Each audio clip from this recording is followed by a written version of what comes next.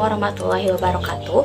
Perkenalkan, nama saya Fitra Adrialisna dari kelas C4 Manajemen dengan nomor NPM 10121024. Di sini saya akan memaparkan materi tentang komunikasi interpersonal dan komunikasi kelompok untuk memenuhi tugas kuis komunikasi bisnis dengan dosen pengampu Bapak Indra Jatiwibowo, SEMM.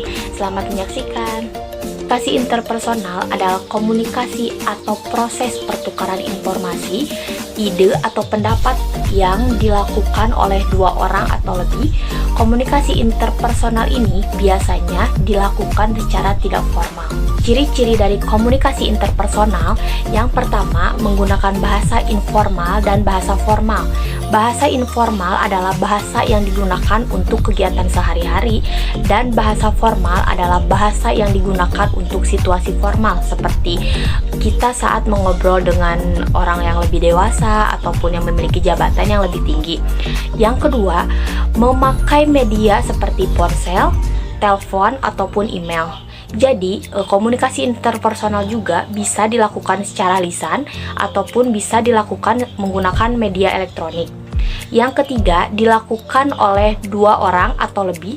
Jadi, komunikasi interpersonal tidak boleh dilakukan sendiri karena komunikasi interpersonal dilakukan dua arah. Jadi, ada penerima dan ada pengirimnya. Yang terakhir, bersifat komunikatif. Jadi, saat kita menyampaikan pesan, pengirim menyampaikan pesan kepada penerima dan penerima menerima pesan dari pengirim. Di komunikasi interpersonal ini sendiri, yang pertama yaitu percakapan antara dua orang teman, percakapan antara keluarga, percakapan antara saudara, dan contohnya saat kita sedang menonton TV, saat kita sedang bekerja, dan apapun kegiatan di luaran yang kita melakukan komunikasi dua orang atau lebih, itu adalah sebuah contoh dari komunikasi internal sendiri. Berbisnis ya, bisnis produk kulit lumpia gitu. Nah, kan kalau kulit lumpia itu harus terjangkau ya dari harga, terus produknya juga harus bagus. Nah, ada pendapat gak dari kamu gitu, gimana buat meningkatkan penjualan? Mungkin ya saran dari aku mah, kamu harus kualitas yang tinggi, punya kualitas yang bagus gitu, terus harga yang terjangkau sama kalangan-kalangan ya mahasiswa yang kayak gitu. Rata-rata kan orang yang pengen beli itu karena harga sama kualitas gitu. Kualitasnya bagus dengan harga yang terjangkau kan ya otomatis mereka pada beli gitu. Wah, nih bagus nih, murah lagi gitu kan.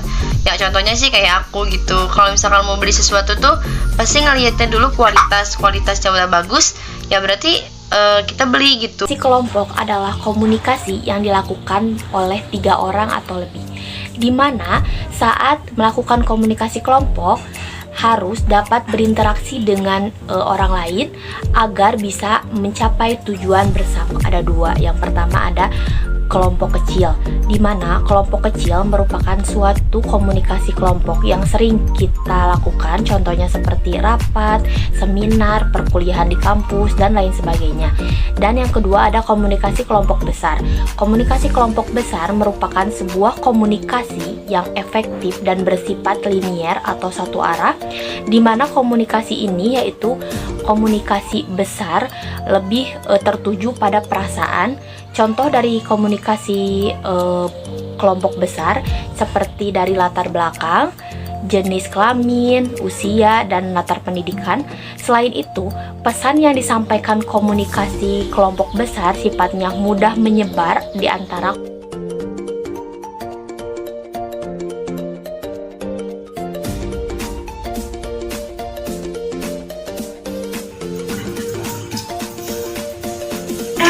guys, aku ada pengumuman sih tentang baju kita boleh. Iya ya, yang harus panjang bajunya sama pakai rok gitu ya.